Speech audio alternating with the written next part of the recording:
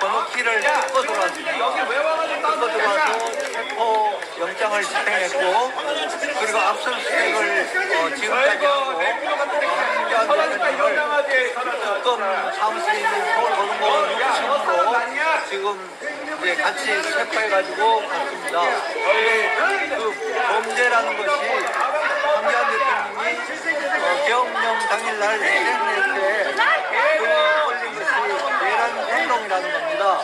그리고 이 배경은 황교안 대표님 그동안 부정선거에 대해서 4.15 총선 이후로 이루어진 증거를 제시하고 부정선거에 대해서 그걸 밝히려고 노력한 그런 내용, 그리고 윤석열 대통령이 부정선거 수사를 위해서 계엄령을 선포한 것, 비상계엄을 선포한 것, 이런 거에 대해서 황교안 대표가 내란 행위를 준비를 하고 SNS에서 글을 올려가지고, 글을 올리려면 그 당시에 계엄 당시에 SNS에 페이스북에다가 글 올린 걸 가지고 내란 선동했다는 겁니다.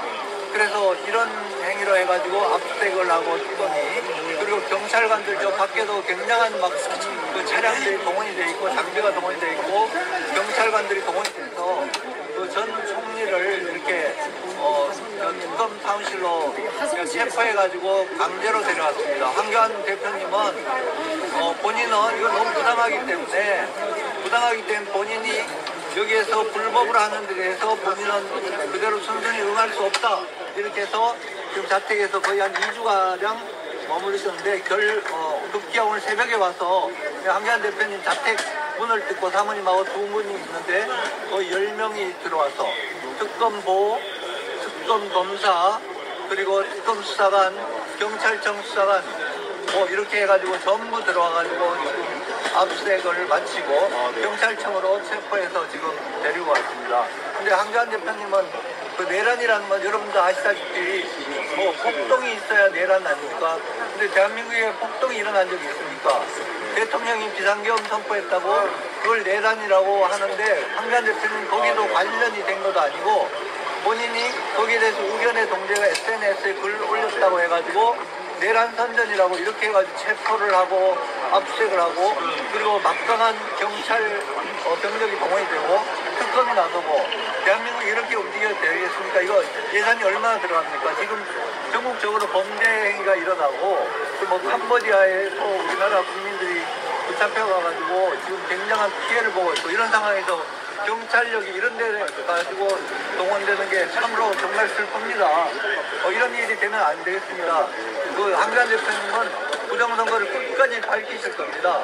거기에 대해서 국민들도 지금 굉장히 많이 이제 거기에서 알고 있고요. 젊은 분들이, 학생들이 나가서 시위를 하고, 또 그 배경이 중공이라는 건 미국 국무부에서 다 고위 관리가 그걸 다 밝힌 내용입니다. 그럼 대한민국이 누구를 위한 나라입니까? 대한민국 국민들을 위한 나라에서 왜 이런 일이 일어나야 됩니까?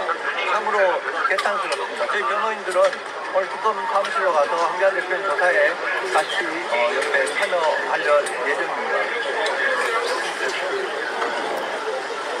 지금 트럼프 대통령이 크레이지 잭 스미스라고 얘기한 조은석 특검의 정말 미친 행위가 지금 반복되고 있습니다. 에이펙 정상회담을 앞두고 중요한 외교사들과의 미팅이 예정된 순간에 압수수색을 해서 외교 행위를 막더니 지금은 이제 체포영장과 압수수색영장을 모두 가지고 와서 지금 이렇게 들이닥쳤습니다. 내란 선동 혐의로 첫 수사이고, 이렇게 체포영장과 압수수색영장을 들이닥친 또 첫 사례입니다. 여러분, 대한민국 대통령이 비상대권을 발권을 했습니다.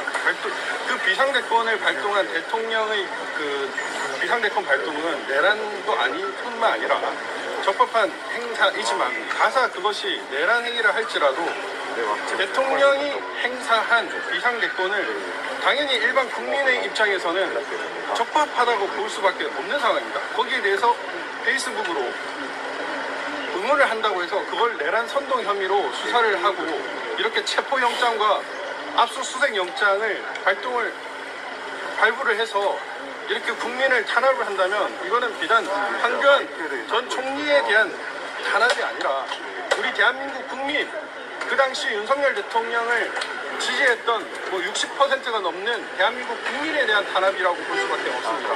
이것은 대한민국 국민들에 대한 탄압을 하겠다라는 선전포고가 다름이 없고, 앞으로 독재 정권, 미친 경찰 행위, 미친 특검 행위를 계속하겠다는 행위라고 볼 수밖에 없습니다. 우리는 이런 식으로 국민들을 탄압하는데 절대로 받아들일 수 없습니다. 조금 전 황교안 총리께서 지금 아파트 문 앞에서 말씀을 하셨는데, 우리의 굴복하는 것은 법조인으로 살아온, 그리고 신앙인으로서의 자신의 삶을 통해서 절대 받아들일 수 없다고 말씀하셨습니다. 우리는 이러한 불법하고 불의한 수사, 국민 탄압에 절대 받아들일 수 없습니다.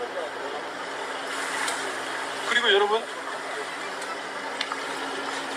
특검이 압수한 내란 선동의 정도가 부정선거가 있었다라는 그 팩트와 관련된 일입니다. 여러분, 부정선거가 있었으면 그 부정선거를 수사를 해야지, 부정선거가 있었다고 국민들에게 자기의 모든 권위와 지금까지 경력을 다 바닥에 놓고 국민들에게 진실을 알리기 위해서 행해한 그 분을 이렇게 체포하고 압수수색하는 것이 과연 온당한 처사입니까?